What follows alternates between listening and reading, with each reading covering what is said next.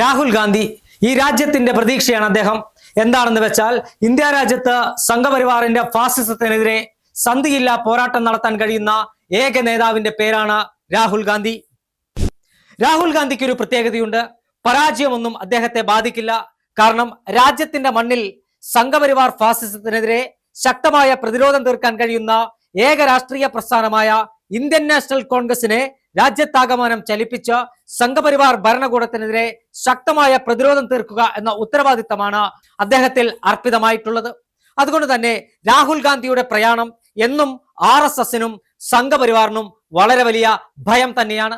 കാശ്മീർ മുതൽ കന്യാകുമാരി വരെ, ലഡാക്ക് മുതൽ ലക്ഷദ്വീപ് വരെ, നാഗപ്പൂർ മുതൽ നാഗാലാൻഡ് വരെ, ആസാം മുതൽ ആന്തമാൻ വരെ വ്യാപിച്ചു കിടക്കുന്ന ഇന്ത്യ രാജ്യത്തിന്റെ മുക്കിലും മൂലയിലും സംഘപരിവാർ രാഷ്ട്രീയത്തിനെതിരെ നിരന്തരം ശബ്ദമുയർത്താൻ ആളുകളെ ചേർത്ത് പിടിച്ച, അവർക്കെതിരെ പ്രതിഷേധിച്ച, അവർക്കെതിരെ പ്രതിരോധത്തിന്റെയും പ്രതികരണത്തിന്റെയും പടച്ചട്ട തീർക്കാൻ കഴിയുന്ന ഏക രാഷ്ട്രീയ പ്രസ്ഥാനം അത് കോൺഗ്രസ് മാത്രമാണ്. കോൺഗ്രസ് ഒരു വലിയ ദൗത്യം ഏറ്റെടുത്തിരിക്കുകയാണ്. രാജ്യത്തെ വിഭജിച്ച, രാജ്യത്തെ ജനങ്ങളെ ഹൈന്ദവനെന്നും ക്രൈസ്തവനെന്നും ഇസ്ലാമെന്നും സിഖുകാരനെന്നും പാഴ്സിയെന്നും ജൈനനെന്നും ജൂതനെന്നും രാജ്യത്തെ ജനങ്ങളുടെ മനസ്സിന്റെ അകത്തേക്ക് മതവർഗീയവാദം കുത്തിവെക്കുന്ന സംഘപരിവാറിനെതിരെ പ്രതിരോധത്തിന്റെ കോട്ട കെട്ടാൻ കഴിയുന്ന രാഷ്ട്രീയ പ്രസ്ഥാനമാണ് ഇന്ത്യൻ നാഷണൽ കോൺഗ്രസ്. ആ കോൺഗ്രസിന് നേതൃത്വം നൽകുന്ന രാഹുൽ ഗാന്ധിക്ക് വലിയ ഉത്തരവാദിത്തമുണ്ട്.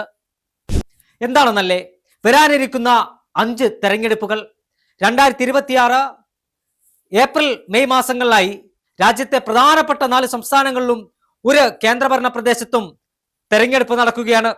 കേരളം, പശ്ചിമ ബംഗാൾ, തമിഴ്നാട്, ആസാം, പുതുച്ചേരി 4 സംസ്ഥാനങ്ങളിലും ഒരു കേന്ദ്രഭരണ പ്രദേശത്തും തെരഞ്ഞെടുപ്പ് നടക്കുമ്പോൾ ആ തെരഞ്ഞെടുപ്പിൽ ഇന്ത്യൻ നാഷണൽ കോൺഗ്രസിനെ അധികാരത്തിലേക്ക് തിരികെ കൊണ്ടുവരിക എന്നതാണ് രാഹുൽ ഗാന്ധിയുടെ ലക്ഷ്യം. ഈ സംസ്ഥാനങ്ങളിലെല്ലാം സംഘപരിവാറുമായി നേർക്കുനേർ പോരാട്ടം നടക്കുന്ന സംസ്ഥാനം ഒന്ന് ആസാമാണ്. ഹിമന്ത ബിശ്വ ശർമ്മയ്ക്കെതിരെ മുൻ മുഖ്യമന്ത്രി തരുൺ ഗൊഗോയുടെ മകൻ ഗൗരവ് ഗൊഗോയെ രംഗത്തിറക്കി രാഹുൽ ഇതിനകം തന്നെ പടപ്പുറപ്പാട് ആരംഭിച്ചു കഴിഞ്ഞു. ബംഗാളിൽ ഒരേ സമയം മമതാ ബാനർജിയെയും അതോടൊപ്പം തന്നെ BJPയെയും നേരിടണം. മറ്റൊന്ന് കേരളമാണ്. കേരളത്തിൽ കോൺഗ്രസിന്റെ എതിരാളി ഇടതുപക്ഷമാണ്.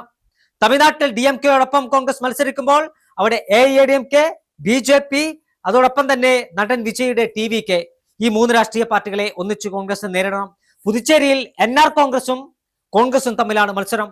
ഇവിടങ്ങളിലെല്ലാം ശക്തമായ പ്രതിരോധത്തിന്റെ കോട്ടകെട്ടി കോൺഗ്രസിനെ സംരക്ഷിച്ചിരുത്താനുള്ള ഉത്തരവാദിത്തം രാഹുൽ ഗാന്ധി ഏറ്റെടുത്തിരിക്കുകയാണ്. അതുകൊണ്ട് തന്നെ രാഹുൽ ഇന്ത്യൻ രാഷ്ട്രീയത്തിലെ ഒരു അത്ഭുത മനുഷ്യൻ എന്ന കാര്യത്തിൽ തർക്കമില്ല. എത്ര തെരഞ്ഞെടുപ്പുകൾ പരാജയപ്പെട്ടാലും അദ്ദേഹം ഉയർത്തിപ്പിടിക്കുന്ന ആശയം മുൻനിർത്തി സധൈര്യം പോരാടുന്ന രാഹുൽ ഗാന്ധി ഈ രാജ്യത്തിന്റെ ഭാവി വാഗ്ദാനമാണ്. ഈ രാജ്യം സംഘപരിവാറുകാരൻ ഇത്തരത്തിൽ വെട്ടിക്കേറാൻ ശ്രമിക്കുമ്പോൾ സംഘപരിവാറുകാരന്റെ മുഖത്ത് നോക്കി ഈ രാജ്യത്തെ മതേതരത്വവും ജനാധിപത്യവും സംരക്ഷിക്കാൻ അവസാന ശ്വാസം വരെ താൻ കൂടെയുണ്ടാകുമെന്ന് പറയുന്ന രാഹുൽ ഗാന്ധി തന്നെയാണ് ഈ രാജ്യത്തിന്റെ ഹീറോ.